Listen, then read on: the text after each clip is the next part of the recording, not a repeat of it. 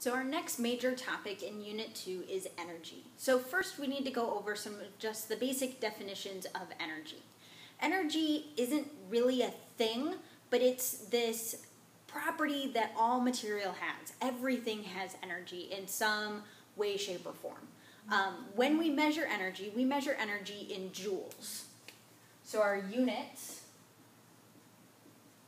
are joules, J-O-U-L-E-S. So they aren't like the fancy jewelry joules. These are energy joules. And the abbreviation is a capital J. So the two types of energy that we're going to be looking at in this class are kinetic energy and potential energy. And then we're going to divide those into subcategories. So in chemistry, when we talk about kinetic energy, we're going to be talking about thermal energy. And we abbreviate thermal energy as ETH. So thermal energy is abbreviated ETH. And thermal energy is related to the motion of the particles. And specifically, it's related to the speed of the particles.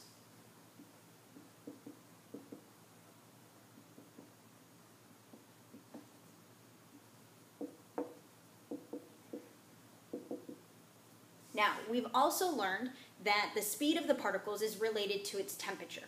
So if we add thermal energy to something, we are going to increase the speed of the particles, which we can also say is going to increase the temperature of the substance.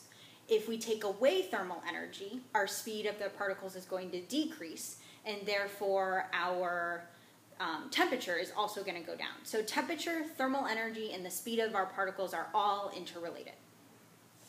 Next, we have potential energy, and we're going to talk about two types of potential energy. Our first type of potential energy is our phase energy, and we're going to abbreviate phase energy as EPH.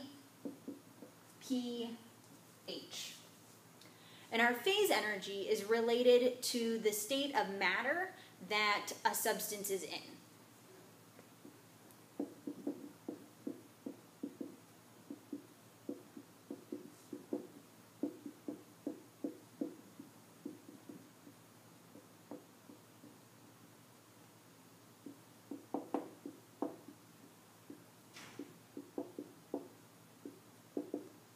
So the phase energy of a substance depends on if it's a solid, liquid, or gas.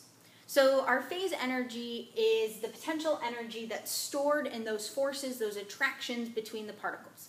We know that in a solid there are really strong attractions, so there's very low potential energy. So our solids have our lowest phase energy.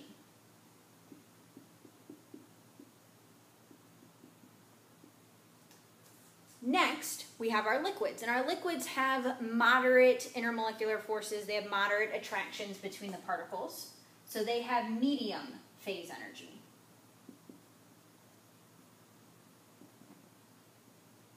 And then our gases don't have any intermolecular attractions. They don't have any forces. They don't have anything combining or holding those particles together. So we say that our gases have our highest phase energy. So our solids have our lowest phase energy. It has the strongest attractions between the particles. Our liquids are in the middle, and our gases have our highest potential energy in terms of phase energy because they have no intermolecular attractions. And then finally, we have chemical energy, which is abbreviated ECH. And our chemical energy is related to the connections that are within particles.